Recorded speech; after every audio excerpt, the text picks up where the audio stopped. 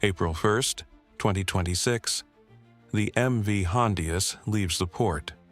Ushuaia, Argentina.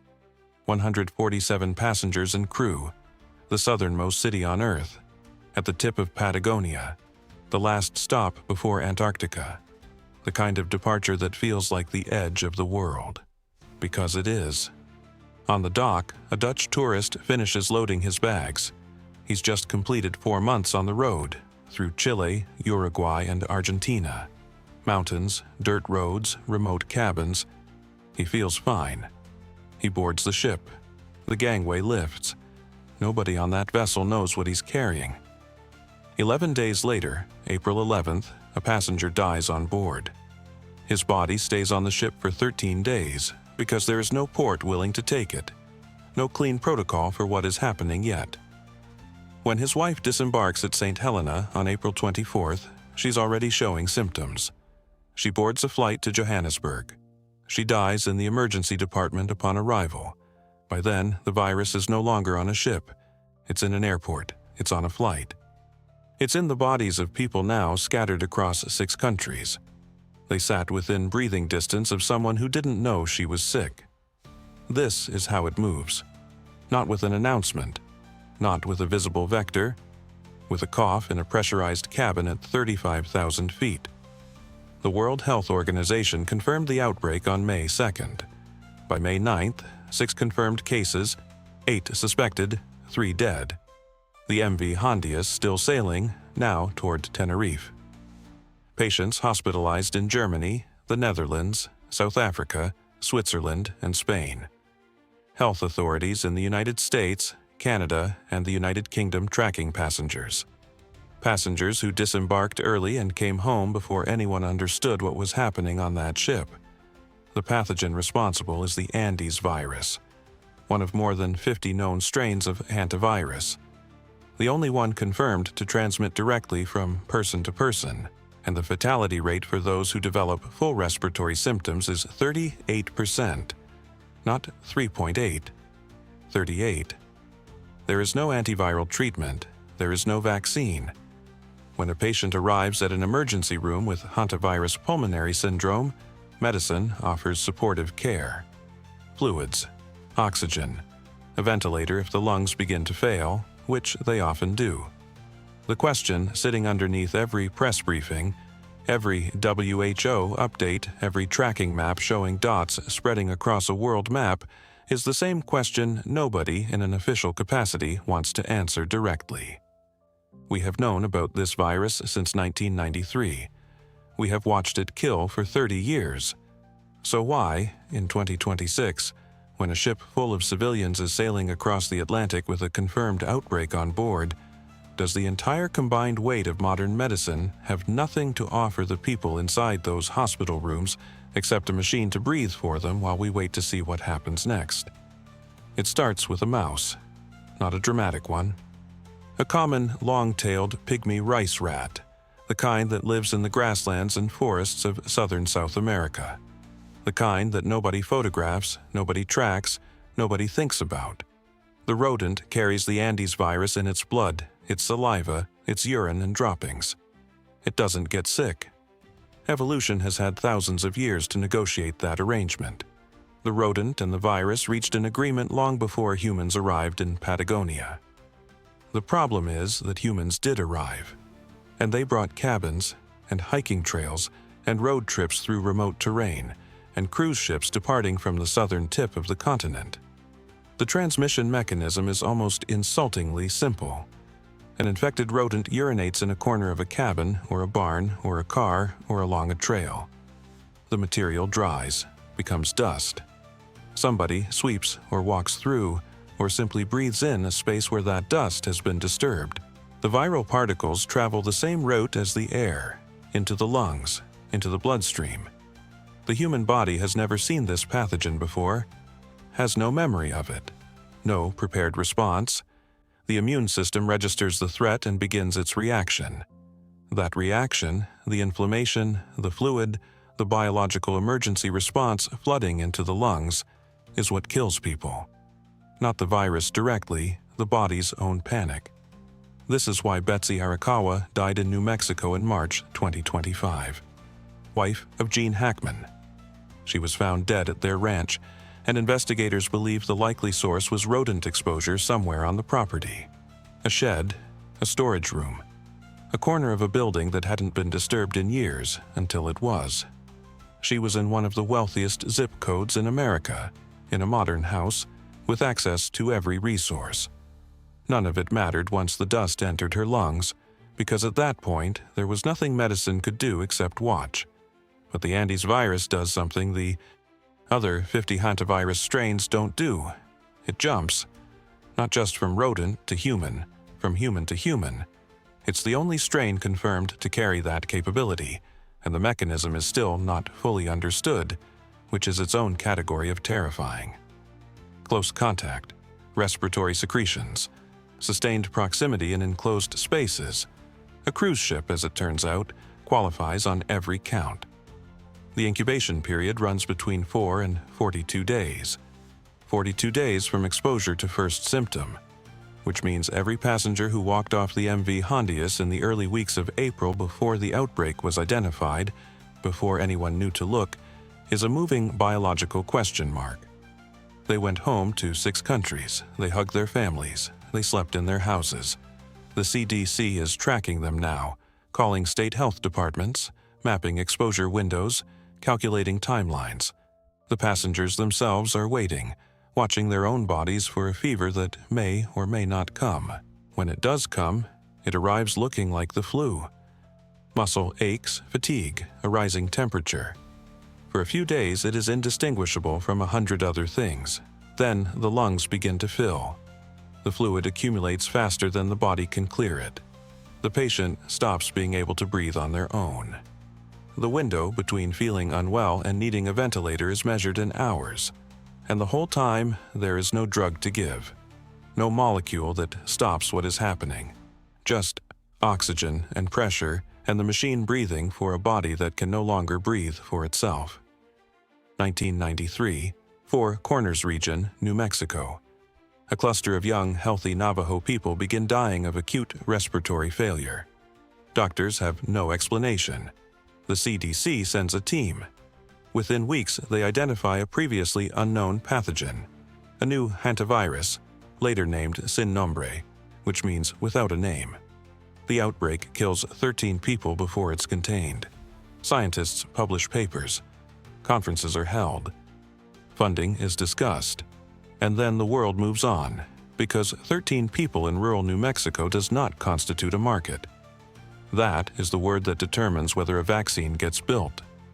Market, not danger, not lethality, not the 38% fatality rate that has remained essentially unchanged for 30 years. Because nothing has been developed to change it. Market, how many people will get sick, where they live, whether they have insurance, whether the projected revenue over the patent lifetime justifies the billion-dollar cost of pushing a candidate through trials. Phase 1, Phase 2, Phase 3 trials, regulatory review, manufacturing scale-up, and global distribution. Hantavirus has failed that calculation every year since 1993. The victims are rural, South American, indigenous, statistically invisible to the spreadsheet that decides what gets funded. The laboratories exist. That is the thing that needs to be understood clearly. The scientists working on hantavirus vaccines are not waiting for someone to discover the problem. They have known the problem for decades. At the NIH's Rocky Mountain Laboratories in Montana, one of only a handful of BSL-4 facilities in the United States, researchers work with live Andes virus. Inside rooms maintained at negative air pressure, wearing full pressure suits with independent oxygen supplies. Because a single breach of containment in that environment is not a workplace incident. It is a death sentence with a 5-week incubation period. These are not people who lack urgency. They are people who lack resources. The platform to build a hantavirus vaccine fast already exists. mRNA technology, the same approach that produced a functional COVID vaccine in 11 months, is theoretically applicable to Andes virus. The genetic sequence of the pathogen is known. has been known for years. A vaccine candidate using mRNA could in principle be designed, synthesized, and moved into early trials within months of receiving serious funding. The biology is not the bottleneck. The biology has not been the bottleneck for a long time. What happens instead is this. A small team applies for a federal grant. The grant cycle takes 18 months. The award, if it comes, covers 2 years of preliminary research. The preliminary research produces data that justifies a larger grant application. That application takes another year. Somewhere in that pipeline, a researcher leaves for a better funded lab. A result fails to replicate. A funding priority shifts after an election.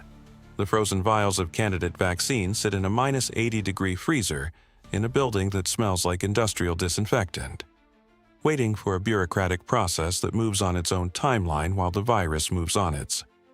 China has a licensed Hantavirus vaccine. It targets Hantan and Sol viruses, the strains that cause hemorrhagic fever with renal syndrome, which kills thousands of people annually across Asia. That vaccine exists because the disease burden in China was impossible to ignore at a national policy level.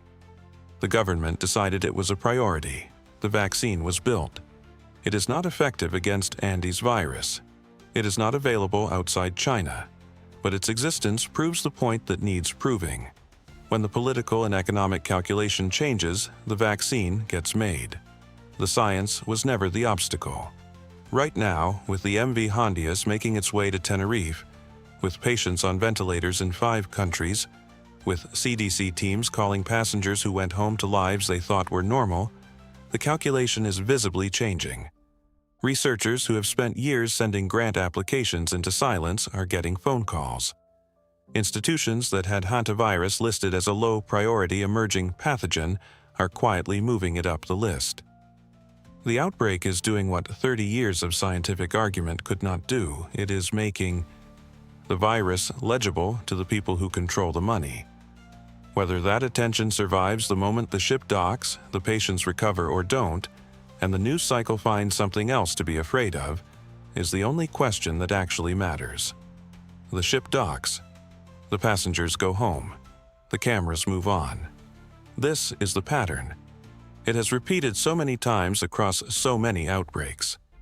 Epidemiologists have a name for the cycle. They call it the panic and neglect loop. A pathogen surfaces. The world pays attention for exactly as long as the story holds. Then attention withdraws, funding plateaus, and the laboratories go back to writing grant applications. Nobody reads these applications with the urgency they deserve. SARS, 2003. MERS, 2012. Ebola, 2014. Each one generated emergency funding, emergency task forces, emergency press conferences. Each one was followed by a slow, quiet return to institutional indifference. COVID broke the pattern only because it was too large and too fast. It did not allow the cycle to complete. Hantavirus has never been that large, not yet. Here is what the epidemiological models say about a worst-case scenario. This scenario is not theoretical. The Andes virus currently transmits between humans inefficiently. Close contact, sustained exposure, confined spaces are required. The cruise ship was nearly a controlled experiment in optimal transmission conditions. Even there, the spread remained limited. But efficiency is not a fixed biological property. It is a variable. Every human-to-human transmission event is an opportunity for replication error. It is also an opportunity for mutation. The virus can stumble onto a configuration that makes it better at moving between people. Slightly better is enough. Influenza 1918 was slightly better at transmission than its predecessors. That slight advantage killed 50 million people before it burned through the population. Virologists are not predicting that outcome for hantavirus. They say the distance between the current pathogen and a dangerous version is not as large as the public assumes. The time to close that distance with a vaccine is before the mutation occurs. The math of prevention is brutal in its clarity. A vaccine development program funded today at serious scale could produce a deployable Andes virus vaccine within 2 to 3 years. The kind of scale COVID response demonstrated is achievable when political will exists. The cost of that program would run between $1 and $3 billion. The estimated economic cost of a moderate hantavirus pandemic runs into the tens of trillions.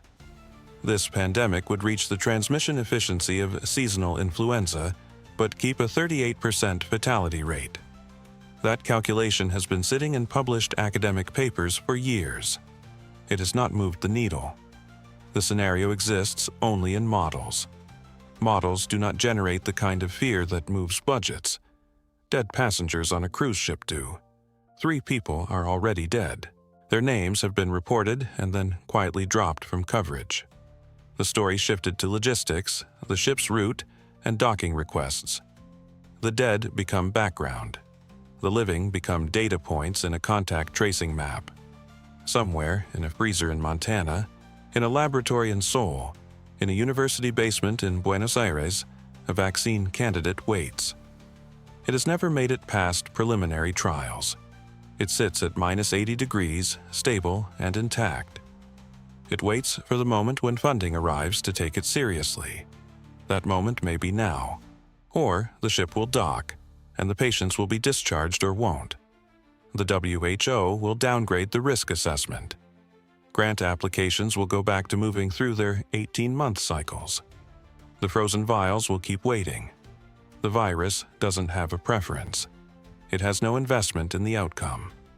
It exists in the grasslands of Patagonia in the bodies of animals that will never read a risk assessment, never attend a funding committee meeting, never understand that the only thing standing between their biology and a global catastrophe is a political decision that keeps almost getting made.